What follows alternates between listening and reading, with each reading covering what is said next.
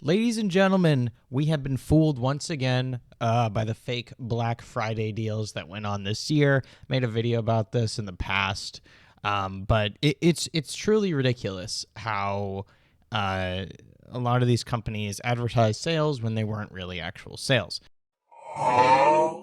Um, so I want to show you something on Best Buy's website in terms of TV deals. I've been loving talking about televisions recently, and I also noticed on YouTube there's actually a lack of television review content. I actually just got a new TV, which I'm going to be doing an unboxing soon, as well as a maybe setup and then brief first impressions. Then we'll dive into the full review of it once I get my head wrapped around it and I get enough time to play with it.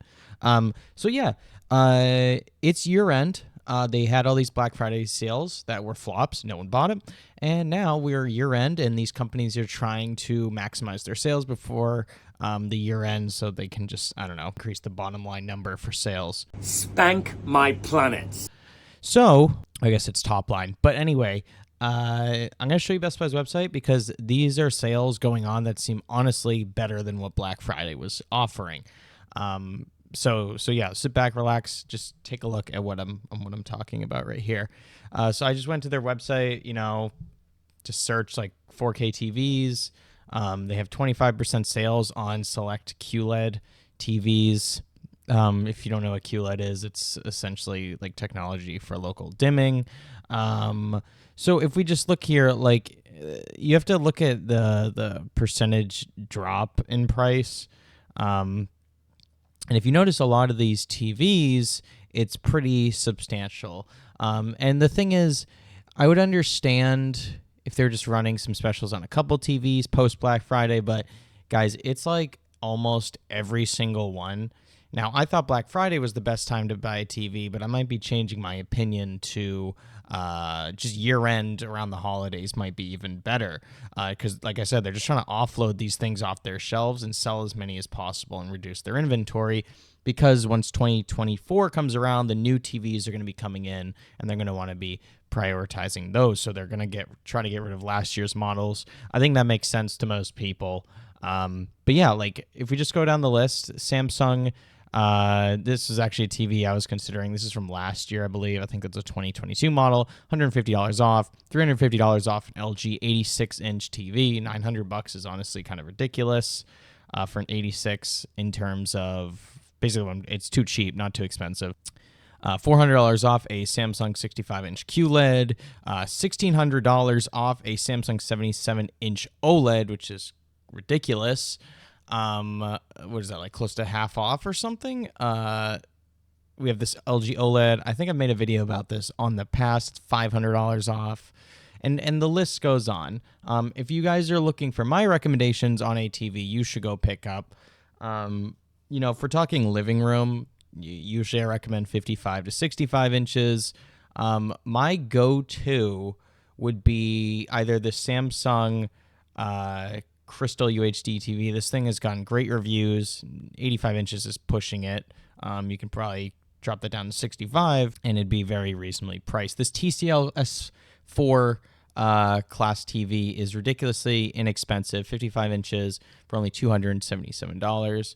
I'm actually just curious what this costs if we jump up to 65 inches. Okay, so it's $50 off, so $380. A little bit more expensive, but honestly, for a 65-inch TV, that is ridiculously inexpensive. I saw a Westinghouse TV yesterday at Target that was sub $300 for a TV, which is crazy.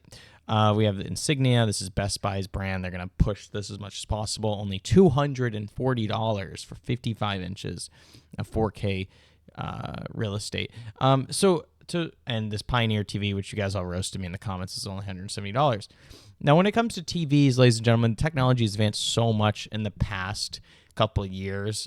In my opinion, as long as you need two things for a somewhat decent television. You need 4K resolution as well as some HDR capabilities. Now, HDR could be HDR10, HDR10 Plus, Dolby Vision, anything like that. As long as a TV has checks those two boxes, in my opinion, it's good enough. It's not going to mean it's fantastic. I'm not even hitting on like the specific panel type. Like we're not even getting into OLED. I don't think you need OLED for the average consumer. I think IPS, I think VA panels are perfectly fine. There's direct lit, there's edge lit, there's local dimming, there's all those sorts of things. But I think in general, as long as you have just like those two components, I think you're fine for the most part. So yeah, I'll put a link in the description. Not sponsored. These videos are not sponsored ever. And stay tuned for the future LG TV that I got. It's a 43-inch 4K UHD AI TV. I don't know, with WebOS. It's a 2022 model. It was on sale at Target. It's on sale everywhere right now. So it's a good TV. It's going to fit in my bedroom. I mentioned last time that I had a 32-inch Hisense 720p TV Roku. I mean, it's fine, but like didn't have HDR and didn't have it was 720p, so it's low resolution. The speakers were decent, and the biggest selling point was it's a smart TV, and it's small and compact. But it's 2023, time to upgrade, time to get with the modern times and have something that's higher resolution that can also do pump out HDR content, or display HDR content, that is. So if you guys enjoyed this video, leave a like, subscribe, hit that notification bell, comment down below something TV that you want me to check out. Happy to do so.